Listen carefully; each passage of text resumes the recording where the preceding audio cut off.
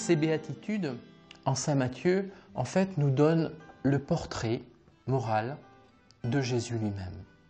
Et je voudrais reprendre chacune des béatitudes, du moins les 6 premières, pour montrer que Jésus les a vécues intégralement. Il est le pauvre, heureux les pauvres de cœur. Il est le pauvre par excellence, car de riche qu'il était, nous dit saint Paul, il s'est fait pauvre pour mieux nous enrichir de sa pauvreté.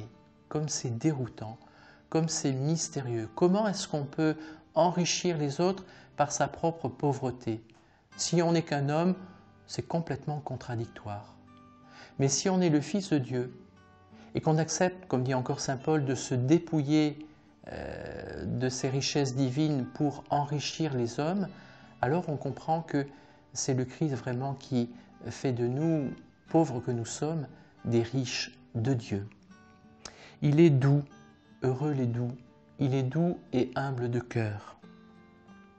Heureux les affligés, il a été lui-même extrêmement affligé et dans son affliction la plus grande, pendant sa passion, il a même consolé, alors qu'il souffrait terriblement, il a consolé les femmes de Jérusalem. Ça a été un affamé et un assoiffé de justice, oui, mais pas de justice uniquement humaine, d'abord de la justice de Dieu, du royaume de Dieu. Recherchez, dit-il, le royaume de Dieu et sa justice. Et le royaume de Dieu ne consiste pas en des questions de nourriture ni de boisson, dit saint Paul, mais il est paix, joie et justice, justement dans l'Esprit Saint. Heureux les cœurs purs, ils verront Dieu. Jésus est un cœur parfaitement pur. Le sacré cœur de Jésus est d'ailleurs source de toute purification de notre cœur. Et Jésus voyait Dieu. Il jouissait, comme disent certains théologiens, de la vision béatifique, y compris dans sa passion. Et c'est le grand paradoxe de la vie de Jésus pendant sa vie terrestre. Il était à la fois l'homme le plus heureux qui soit, puisqu'il voyait Dieu, et en même temps il était l'homme le plus malheureux qui soit, parce qu'il voyait aussi que cet amour qui vient de Dieu était refusé par les hommes, alors que lui était venu porter cet amour de Dieu pour tous les hommes. Il a été plus qu'un artisan de paix, heureux les artisans de paix. En effet, lui-même, il est notre paix, dit saint Paul. En sa personne, il a tué la haine qui nous empêche justement d'accueillir cette paix souveraine, la paix de Dieu.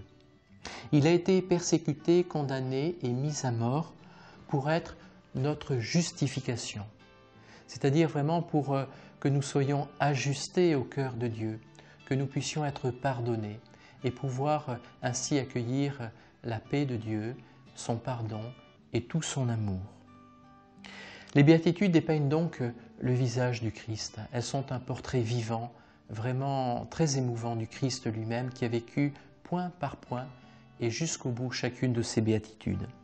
Et donc pour nous-mêmes, si vraiment nous voulons être des disciples de cet homme-là, qui est en même temps le Fils de Dieu, eh bien un chemin nous est proposé, un vrai chemin de bonheur, difficile à parcourir, c'est vrai, très déroutant, très paradoxal, mais un chemin de bonheur qui est sans illusion. En effet, à l'heure actuelle en particulier, que de gens s'illusionnent sur le bonheur, en pensant consommer davantage des biens de consommation, en pensant aussi consommer davantage les autres. Plus je pourrai tirer plaisir ou profit des autres, plus je serai heureux, soi-disant, mais au détriment des autres, et peut-être même en faisant leur malheur. Jésus nous propose un vrai bonheur, un chemin qu'il a parcouru lui-même et nous invite à le suivre justement sur ce chemin. Et ainsi, Jésus nous dévoile à tous ses disciples la bienheureuse espérance à laquelle tout homme est invité pendant sa vie terrestre. Ce temps est en particulier pour nous, disciples du Christ, le temps de la mission, le temps qui nous est donné pour vivre l'Évangile et pour l'annoncer à nos frères. Car on ne sépare pas les béatitudes justement de l'annonce de l'Évangile. Heureux êtes-vous si vous vivez tout cela à cause de moi et de l'Évangile. Et ces béatitudes, nous avons, pour les proclamer, nous avons d'abord à accepter de les vivre, afin de rendre témoignage au Christ qui les a vécues encore une fois intégralement. Et ainsi, en vivant ces béatitudes, nous pourrons témoigner auprès des hommes et des femmes de notre temps qui peuvent reprendre, soit dans le murmure, soit dans les cris, et y compris les cris de révolte, cette parole du psalmiste « Qui nous fera voir le bonheur ?» Sur nous, Seigneur, que rayonne ta lumière, ton visage de paix.